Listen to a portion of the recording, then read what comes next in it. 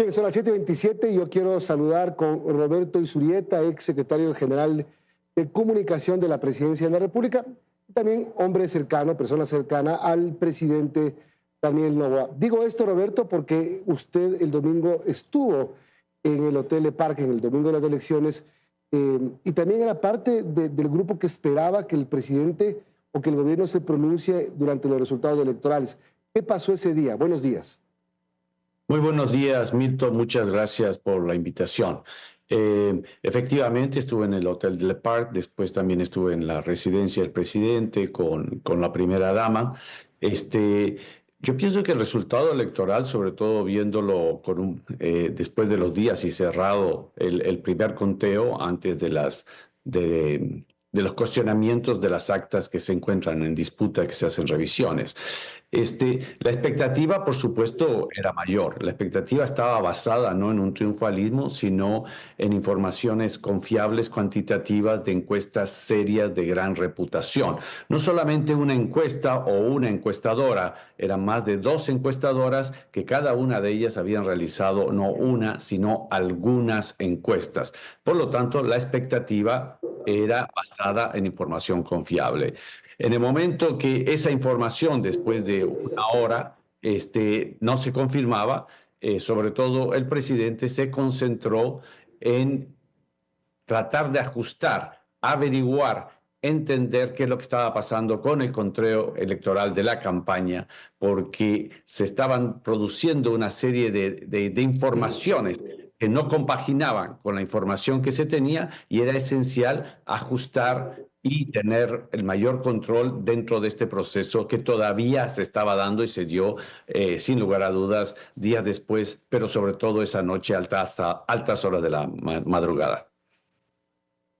¿Ustedes se explican, alcanzaron a entender o investigar qué pasó con las encuestas, qué pasó con el exit poll que mostraban márgenes completamente diferentes a la realidad y que sin duda se entiende que eso obligó a una prudencia por parte del gobierno, del presidente de la República, pero de todos modos se infló mucho? ¿Cuál es la explicación de que las encuestas fallaran?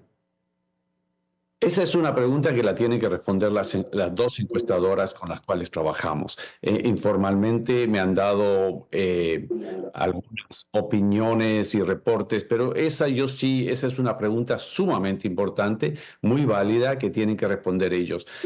Más allá de esa noche, yo sí quisiera ratificar que para la sociedad, para generar políticas públicas y también, por supuesto, estrategias de campañas electorales, si no se puede confiar con instrumentos cuantitativos confiables para realizar la estrategia, el reto es mucho más grande en lo que respecta de qué soluciones tenemos que dar a los distintos problemas que vivimos. Muchos dicen que las encuestas en la sociedad moderna, donde todo fluye de una manera mucho más rápida, las encuestas ya no son un instrumento. Yo espero la respuesta de las encuestadoras porque no sería sano para una sociedad que necesita información cuantitativa para las distintas acciones, políticas de Estado o estrategias, no contar con este instrumento metodológico y científico tan valioso.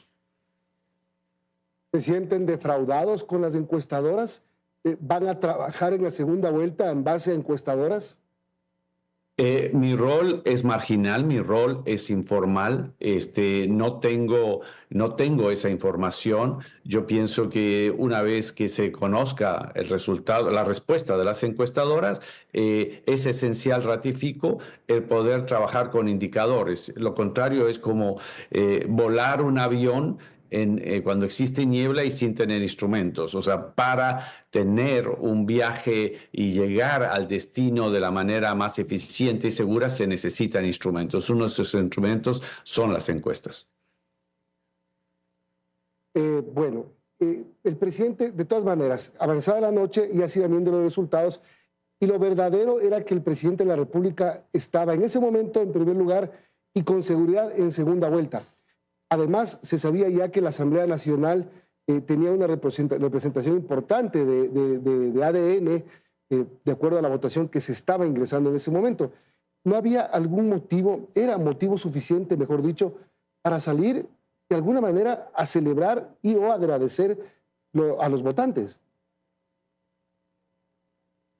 La organización de la noche electoral estuvo a cargo de las instancias del partido y los organizadores de la campaña. Yo no soy una persona que estaba en ese rol, como repito, mi rol era de una persona que efectivamente conoce de estos temas. Tengo una relación de mucho respeto, de mucha admiración y de mucho respaldo al presidente por la lucha que está llevando, sobre todo en un momento del país donde todo está cambiando. Entonces, esta es una pregunta que yo creo que corresponde mucho más a los organizadores de la campaña y a los organizadores de los eventos de la noche. Ellos son los que deben responder por qué la hora habría sido a las 11, 11:30 de la noche.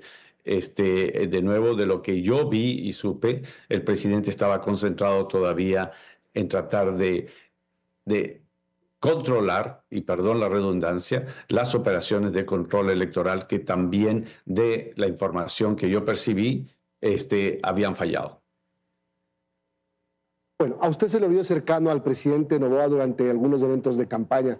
Incluso había una imagen suya en uno de los mercados de, no recuerdo qué ciudad, comiendo con el presidente. Es decir, se lo vio acompañando al presidente en la campaña. Dos preguntas ahí. La primera, ¿usted cree que esa campaña pudo ser mejor? ¿Usted cree que hubo fallas que evitaron un resultado en mejores condiciones para el presidente? Y segundo, y lo hablamos después, para la segunda vuelta, ¿qué se prepara?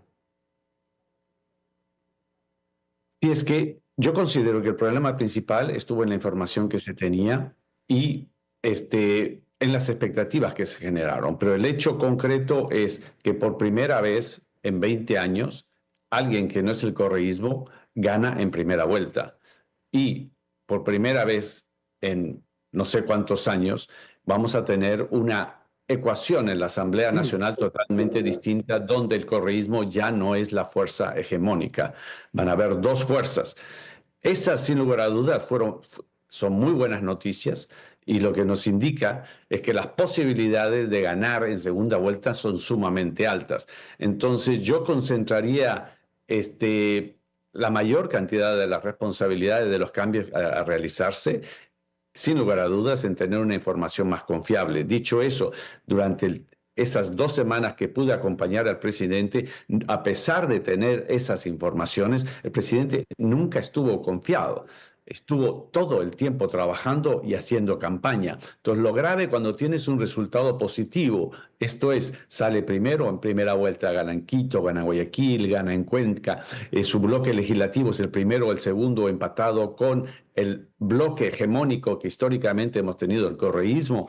La idea de hacer cambios totales tampoco sería una muy buena idea. Lo que estamos viendo ahora, sobre todo yo ya no estoy ahí, y estamos viendo los cambios que se han hecho, es sobre todo ir a territorio para demostrar los servicios y para dar optimismo a los votantes de que se sigue en la lucha. Es una lucha por el país, por conseguir mejoras, porque que el cambio continúe en la seguridad y sobre todo lo que vimos también esa noche, que cuando existía expectativa de que el presidente iba a ganar, el riesgo país bajó drásticamente. Eso nos da optimismo, porque en un momento de incertidumbre, que es una campaña, y con el temor que se dio esa noche o el susto que se dio esa noche de otra posibilidad, si es que el riesgo país sigue siendo alto, no podremos tener inversiones, no podremos tener créditos, no podremos tener empleo, y los jóvenes tendrán cada vez un futuro muchísimo más difícil. Entonces, al estar en territorio,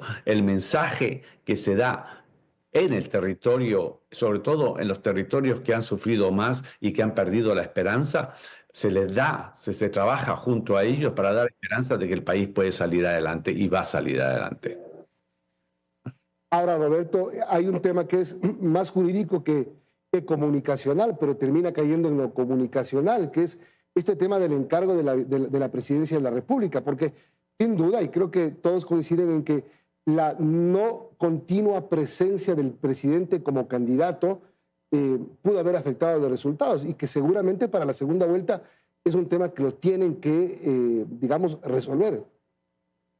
Yo en esa puedo responder sobre todo con la perspectiva de afuera. Yo he vivido en los Estados Unidos. En los Estados Unidos existe reelección. En los países donde existe reelección, el presidente hace campaña desde su posición. Es así de simple. El Ecuador, yo siento que no ha resuelto ese problema, porque quiere hacer una cosa sumamente rara que no calza. Esto es que esté en campaña y no sea candidato. Tiene que resolver si es que quiere que un presidente pueda estar o no en reelección. En el caso actual, además, ni siquiera es reelección, lo que es para el término del mandato. Entonces, efectivamente, después de cientos de disputas legales, la Corte Constitucional, básicamente, después de decenas de páginas, lo que dice es: este problema no lo vamos a resolver. Y no lo vamos a resolver porque es muy simple. Si en todos los países donde hay reelección, el presidente hace campaña, punto uno. Punto dos, yo recuerdo un artículo de Juan Carlos Holguín hace más de un año que decía que es otro problema que el Ecuador no ha resuelto, es si es que es viable o no, o ha sido útil o no tener la figura de la vicepresidencia. La vicepresidente, todo vicepresidente tiene dos funciones: la que le otorga el presidente y sustituir al presidente. Esto es como tener un contrato laboral con cualquier empleado que tiene X funciones. Se firma el contrato y dice, bueno, de las funciones que tengo me interesa una, pero la otra no me interesa. Es una ruptura del contrato. Entonces el país, en vez de haber realizado una presión, porque eso es inadmisible, porque el Ecuador ha debatido o no la bonanza, el beneficio o no de tener una vicepresidenta que cuesta y cuyo salario ha sido más o menos alrededor de $30.000 mensuales por no hacer nada, excepto esperar que le venga la función que le interesa, son cosas que son absurdos desde el punto de vista de estos dos conceptos. Si aceptas, quieres hacer una reelección, no existe otra forma. Quieres tener una vicepresidenta o vicepresidente, tiene que cumplir las funciones conforme a la Constitución. Entonces ahí cuando dice el sentido común, simplemente no calza, porque lo que estamos haciendo es politizar cosas que el Ecuador no ha resuelto y debe resolver, y es muy simple. Puedes tener el sistema chileno. Hay reelección después de un periodo. Hay muchas soluciones, pero como está diseñado, ya sabemos por quién, para realizarlo de qué manera, que no es ninguna cosa que no suceda en ningún otro país que exista reelección. Tengo una pregunta final de otro tema y le pido 30 segundos, porque desde la nueva bancada del correísmo se viene una propuesta que empieza a madurarse y a discutirse, una nueva ley de comunicación. Y le pregunto esto a usted como un estratega en temas de comunicación y como un exsecretario de comunicación. ¿Qué le parece? Efectivamente, y lo puedo contestar como exsecretario de Comunicación del gobierno de Daniel Noboa, y he escuchado el mismo día de ayer asambleístas del partido de gobierno que han sido muy claros y muy enfáticos que no lo van a permitir. Gracias. Roberto Zurieta, exsecretario de Comunicación de la Presidencia de la República. Saludos, gracias por acompañarnos. Muy buenos días y gracias por la invitación.